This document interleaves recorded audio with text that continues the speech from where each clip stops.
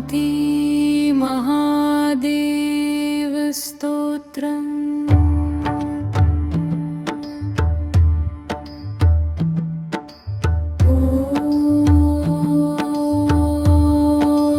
शान्ताकारं शिवं वन्दे करुणासागरं प्रभुं भक्तानां दुःखहर्तारं नीलकण्ठं नमाम्यहम्। ॐ शान्ति महादेव स्तोत्रम् शान्ति शान्ति ॐ शान्ति महादेव स्तोत्रम् शान्ति शान्ति ॐ शान्ति महादेव स्तोत्रम् शान्ति शान्ति। शान्ताकारं शिवं वन्दे करुणासागरं प्रभुं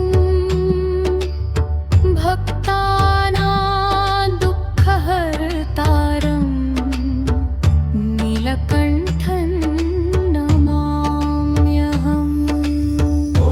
त्र्यम्बकं महादेवं चन्द्रशेखरमीश्वरं शान्तिदं मोक्षदं नित्यं भवभयविनाशकम्।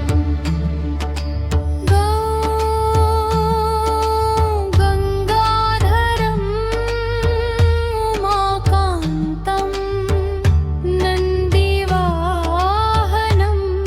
व्ययं भस्माङ्गरागधारिणं वन्दे शम्भुं सनातनम्। ॐ शान्ति शान्ति शिव शान्ति हृदि मे सदा विराजते।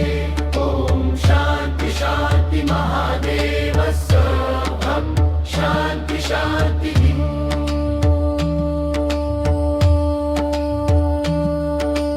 कैलासाधिपते देव कृपा कुरु